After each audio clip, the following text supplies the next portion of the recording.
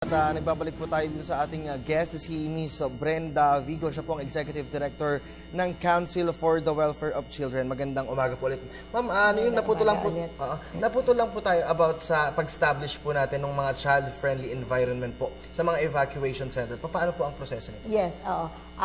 Yung sinasabi kong Child Protection Working Group, ang tututukan natin yung kondisyon ng mga bata sa affected area. So, ang isa sa mga services doon na gagawin ay ang pag-establish ng child-friendly space. Okay. Okay. Itong child-friendly space can be put up dito sa evacuation center or it can also be in the community. Ang layunin dito sa child-friendly space ay para mabigyan ng activity ang mga bata para makakope sila sa trauma na dinanas nila. So, bibigyan sila ng mga, mainly play, mapaglalaro, yung mga masasayang mga ginagawa doon sa center. Speaking of trauma, isa po sa mga matinding experience po ng mga bata na naranasan ngayon ay yung ganitong klase nga po ng napaka-traumatic po na experience. Yeah. Paano po ang ginagawa natin para po maibsan man or mawala po sa isip nila at ma-erase po yung mga nangyari po ito? Yes. Kung itong mga batang nag-suffer ng trauma, pag nasa center, bibigyan sila ng psychosocial counseling. Okay? Ngayon, meron din kaming inahandang mga messages para sa mga guardians o sa mga parents na sila ay magiging sensitive sa behavior ng kanilang mga anak, no? At saka sila ay binibigyan ng tips na, for example, na pakinggan nila na they will listen to their children, pakinggan nila ang mga kwento ng mga bata para mailabas ng mga bata ang kanilang mga saloobin, no, kanilang mga nakita na mga na traumatic. Tapos ipakita ng mga guardian, ng mga adults na hindi sila natatakot, na wala sila themselves, wala sila para masuportahan ang mga bata.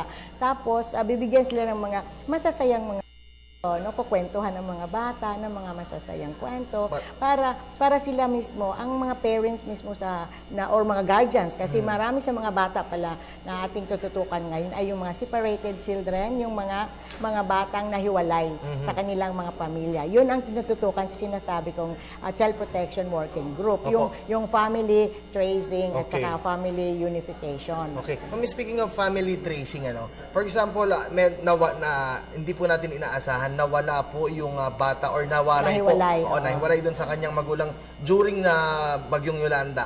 Ma'am, paano po ang proseso naman nitong family tracing at family unification po na sinasabi po? So itong membro ng ating sinasabi kong kanina na mga membro ng Child Protection Working Group, may kanya-kanya silang mga areas na kino-cover. Okay, so meron silang form na tinusunod na nililista ang mga bata, kung yung kanyari na may mga bata may mga information na. So may mga interview yan, saka yung age ng bata, kung yung merong nakakaalam kung sino ang parents, or tinatanong din ang bata. Okay, so pag meron mag-establish na ang isang particular bata ay wala talaga, nahiwalay talaga, walang kung sino ang parents, or kunyari naanod siya, kamukha nung nakita natin sa TV kagabi na naanod siya, tatanungin siya, wala siyang mga parents na pansamantala, dadalhin yan siya, ang bata na yan sa DSWD. Okay, so for custodial care. Ngayon, pag na-establish na meron siyang kung saan ang family niya, dadalhin niya ang bata doon para sa family reunification. Okay. Mama, para pasimplihin natin, for example, meron akong anak, medyo nagkahiwalay po kami during the bagyo. Ito pong anak ko, napunta ngayon ng Metro Manila. Tapos ako po ay naiwan ng Tacloban. With the family tracing and unification po, na-locate po at na-plate po natin yung pangalan ng aking anak na nasa Metro Manila. Paano po kami ngayon mag-unify? May DSW tayo dito. Di ba yung mga dumadating sa Villamones base? May DSWD team dyan. Okay. Na in charge sa pagkuha ng mga information. Okay. So, kung ang bata ay nasa, for example, nasa Tacloban, so yun ang basis na pag-contact na itong batang ito ay nandito ang parents, or kung ang parents ay nasa Tacloban, din ang bata nandito. For example, nasama sa kanilang kapitbahay. So yun ang one of the ways, no. Ngayon ang nangyayari kasi ang mga non-government organization, particularly mga international organization, meron silang mga ginagawa na sa mga barangay. Pag meron silang nakitang nahiwalay na bata, kailangan dalhin nila sa DSWD. Or kung nandun ang UNICEF, din ipaalam sa UNICEF or ibigay sa UNICEF para mapangalagaan natin yung bata. So ngayon, kaya alam mo, as prevention or preparation natin for any future calamity, God forbid na walang mangyari. Pero in the event na meron, kailangan pa lang, ang mga bata ay kailangan alam nila kung paano sasabihin ang pangalan nila, sino ang kanilang parent, ano ang address, no? Kailangan kasi, ngayon mga bata, parang hindi nila alam lang nila nickname, no? Hindi nila, may mga bata hindi nila alam, hindi nila masasabi ang family name. Siguro dahil sa trauma na rin o baka talagang tawag lang sa kanya nickname, so hindi niya alam ang bata. So importante sa mga parents na ito ang ituturo sa mga bata. Apo. At bilang panghuli na lang, ma'am, ano po ang pansamantalang may iwan niyo pong mahalagang mensahe, lalong-lalo na po sa mga magulang at dun po sa mga bata na medyo naranasan dito po sa Bagyong Yolanda? Oo. Sa mga magulang, as much as possible talaga, pag may mga mangyayaring disaster, huwag talaga nating pabayaan na mahiwalay ang ating mga membro ng ating pamilya. Yun talaga ang talagang una natin na iisipin. At saka, yung ating mga bata ay ating papaalam sa kanila ang kanilang mga basic information, okay?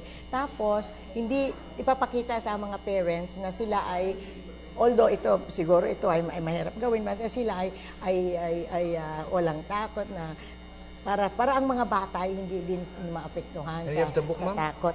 Now ngayon, ito pala, sa aming council kasi, meron kaming framework ng aming programa at ito yung sinasabi natin na we are promoting a child-friendly Philippines, a caring and protective society for children. So ito naman ay for all types of situation, for all types of environment, lalong-lalo na sa panahon ng emergency or kung may disaster. Okay, so, ito po ay libre or binibili po? Binibigay. Okay, binibigay po. Bibigay ko ito sa inyo. Kasi ito naman ay pinapatupad natin sa pamamagitan ng mga miyembro or ating konseho.